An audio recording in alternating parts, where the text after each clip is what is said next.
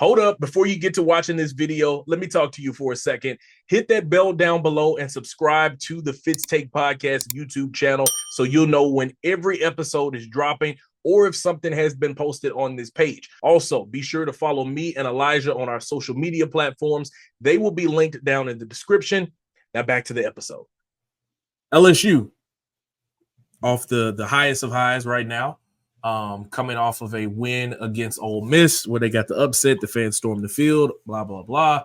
Now they go on the road and they face off against an Arkansas team that's 4-2. We talked a little bit about it in the show earlier this week, so we won't go to extreme details about it. But the question that I pose for you, Elijah, how important or how does this team find a way to not allow that emotional victory allow them to start off slow in this game against Arkansas? Prepare the same way you prepared as if they're one of the top teams in the SEC. Arkansas proved that they beat Tennessee a couple of weeks ago in Arkansas, and now LSU's going to Arkansas, and they can't go in there sleeping. Because honestly, if you go in there sleeping, Arkansas is going to knock you out. They're gonna knock you out the playoffs. So I think that you have to go in there level-headed, level-minded. I mean, that's simple. Coach to player talk. Level-headed, level-minded, as if this was a top 25 team, if this was a top 10 matchup. Because at the end of the day, your season is on the line. You have to beat Arkansas to get to where you want to go, which is the college football playoff, and give yourself a chance. If you don't beat Arkansas, honestly, I could see them knocking you out of the top 15. So you have to go in there level-minded, treat them the same. When you put that helmet and shoulder pads on, don't think of them as just another game. Think of it as a SEC rival that you face every year, and that you need to beat them come Saturday night. Because, like I said, if you sleep on them, they will knock you out, and they will knock you out of the playoffs. So you have to go in there with that level head. And that's very much true. You know, you got I always somehow forget that they play for the Battle of the Golden Boot. So not only are they going to try to spoil your year, they're trying to get the boot, man. Like, everybody wants the bragging rights in a rivalry game. Everybody wants the opportunity to say, we got one up on you. For back-to-back seasons, they've been able to do that. You know, 2 years ago, it was kind of Harold Perkins's coming out game where he, played out of his mind and was able to help LSU pull out a tough victory against Arkansas. And then last year, Jaden Daniels on his Heisman campaign was able to play extremely well also. So, yeah, man, like, this is not a game where the Saints can – I'm talking about the Saints. LSU can come out and, be lackadaisical. They do have to come out and play with this same level of intensity. What's popping up in here? What's up, Sam? What's up, Sam? Yeah, what's going on, man? Appreciate the support.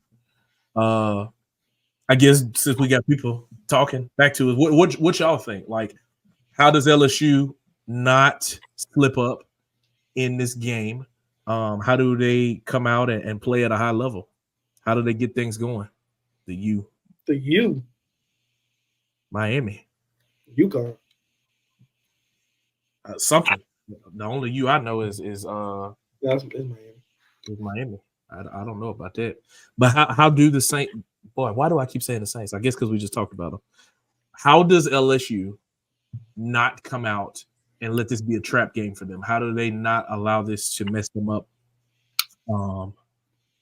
and ruin things for their season, especially after coming off of such a, like I said, an emotional victory?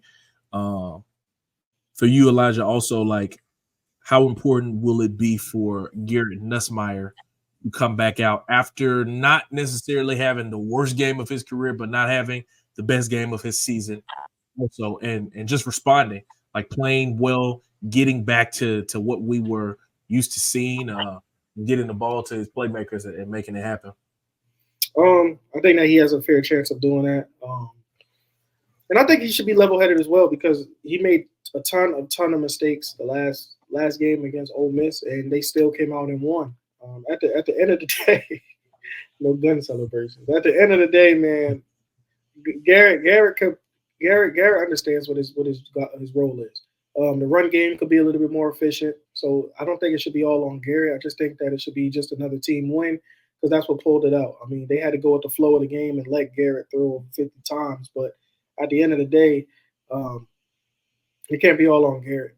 Garrett can hand the ball off to Durham, and he can get going. Josh Williams could get going. And then, if the flow of the game is the run game, let the run game be the thing. If the flow of the game is passing, let passing be the thing. I don't think it should be all on Garrett. I just think there should be another team win because I feel like LSU is I don't think they have one star guy that's going to make a big difference, but if they come together collectively, it makes a big difference.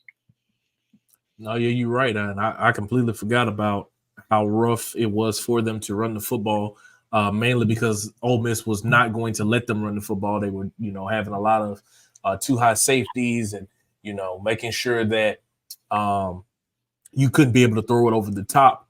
And in the situations where you could go one-on-one, it was very few and sparing.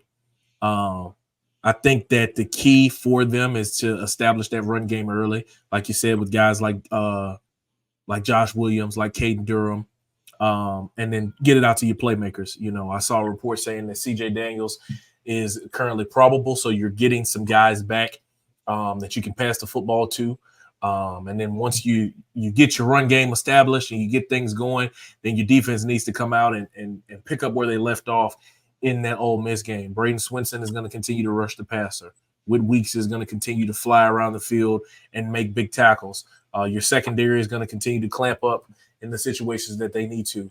And just like Derek said, they don't need to have no gun celebrations so they can make sure that they're not getting no crazy penalties and everything like that. So LSU will face off with Arkansas coming up this weekend. Is that a 2:30 kick? Let's see.